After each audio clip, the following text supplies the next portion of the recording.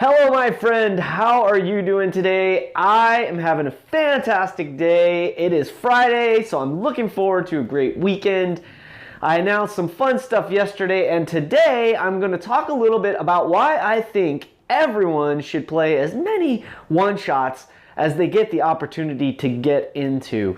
And I'll get to that in just a moment. Before I do, I want to just welcome you to DnDaily number 97. And today we're going to talk about all kinds of RPG and D&D related topics, as I usually do. And again, welcome. If this is your first time, welcome. I'm Gregory, and this is 1 in 20 D&D. Now, the topic I'm going to touch base on today, again, is one-shots. I absolutely love one-shots. Have you played many? I would love to hear about your favorite one-shot. That's fun because campaigns have a whole different energy than one-shots do. So tell me all about your favorite one-shot in the comments on this video. My experience with one-shots has been very interesting and different probably than a lot of people. When I started playing D&D, all we did was campaigns. It was always these long-form games where for years, or at least for weeks, if not months and years, we were playing with the same characters on roughly the same adventure course, and maybe we might take a certain group into like an adventuring group. We're like, oh, well, we're not on a real story arc, so this time we're gonna play in this dungeon crawl or something like that.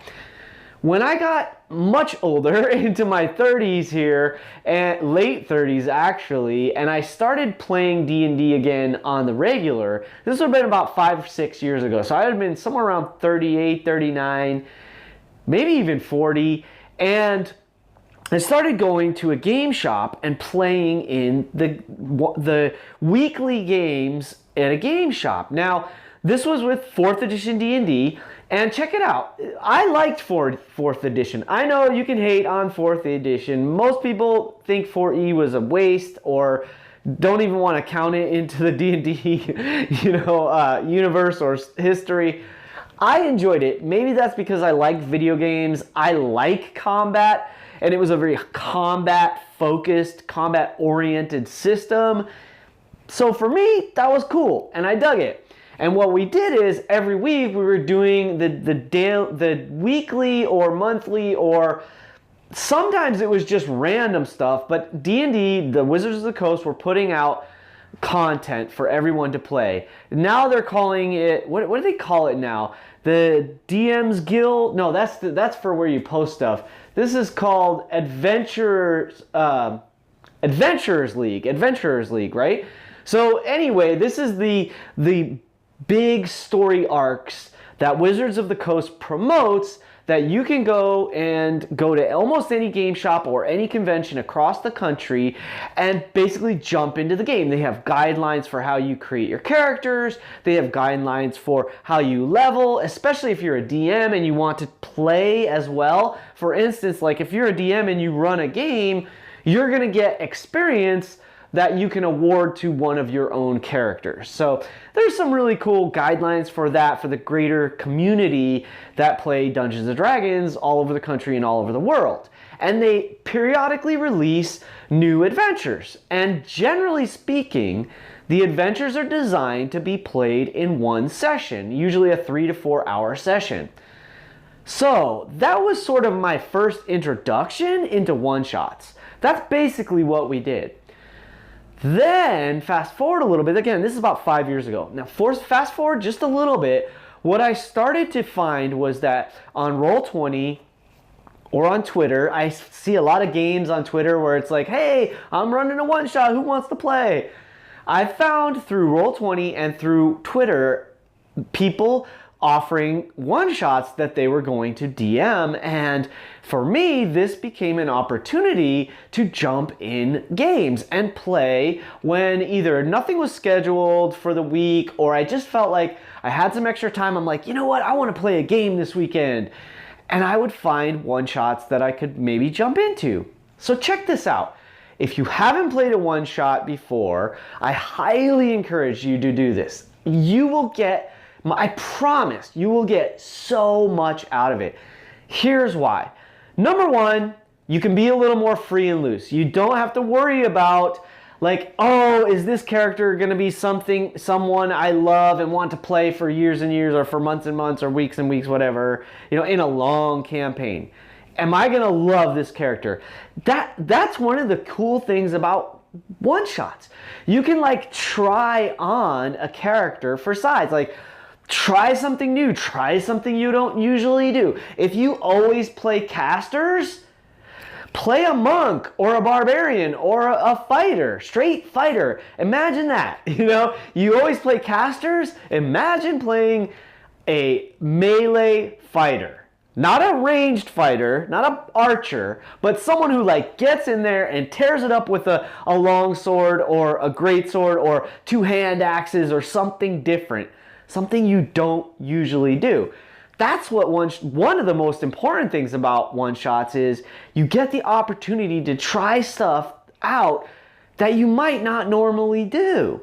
That's fun and cool, and it's a great way to experiment with characters, okay? So if you have an idea for a character, you're like, oh, I wonder how that would work. I wonder how this mechanic would work with this mechanic, or I wonder what kind of personality this might look like, or I want to try on this new voice, or whatever it is. Whenever you get the spark of an idea for a new character, one-shots are a fantastic way to try that out. Now here's the other thing that I think is great about one-shots. So in my opinion, there's basically two things that every one of us can probably get out of a one-shot. Whether you're running it as a DM or whether you're playing it as one of the players. The second most amazing thing that I think we get out of one-shots is an opportunity to meet new people. Now I should say this kind of as a caveat. When I talk about a one-shot, maybe you know one or two people in the one-shot, but I would suggest you try to get into one-shots where you don't really know everyone. Maybe the DM invited you and you know the DM, or maybe one of the players is going to be in the game and they're a friend of yours, and you're like, oh, hey, I would love to play too, let me join you, and maybe you don't know anyone. When I was on the VR stream on this past Monday, and I mentioned it, I told you all already, I didn't know anyone in the game. Someone else said, hey, is anyone interested in a one-shot? And they recommended me to be in the game and be on the stream. And I hit the jackpot because everyone was cool. I had a blast. I talked all about it the other day. Please go check out that link, please go check out that video. That would have been from Tuesday. So today's 97. Let's walk it backwards. 96, 95, 94, I believe, would have been that video. So go check that one out. And by the way, I check out all these videos, and guess what? That was a two-shot. So that's a little different because we're actually going to play one more time. But everything still applies here. I met some great new people, made some great new friends. I've never played with them before, but I'll tell you what, from what I experienced, I would definitely play with more of them. I would play with them again and again if I got the opportunity. So you get to make new friends, you get to meet new people in the community, and you might find stuff that you can't stand. So warning, maybe you're gonna get in a one-shot and hate it. You hate the people, the chemistry was wrong, you just didn't like your character, but check it out. It's a learning experience. That's a great way to find out what kind of one-shots or what kind of genres or what kind of characters you like to play. If you're always playing the same thing every single time, that can get stale over the years. I've been playing for 30 years. Some things I'm afraid of actually becoming a trope or becoming like played out and boring. And so I have to stir things up and mix things up. And seeing what other people do at the table, experiencing new games with new people, oh, it's delicious. It's such a great way to rekindle your energy for playing D&D. They do it on Critical Role all the time. The Electric Beargaloo, the crew that plays that game, their one-shots, those are awesome. They've done 3 now, so it's not technically a one-shot, but still, same concept.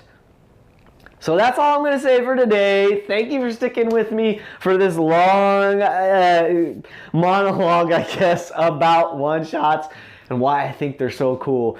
I hope I get to see you at a table someday. Keep rolling max till you get there. I hope your die rolls are always 20s. I am so thrilled for you being a part of my friend circle. Thank you for watching my video. And by the way, remember, it's your game. Play your way.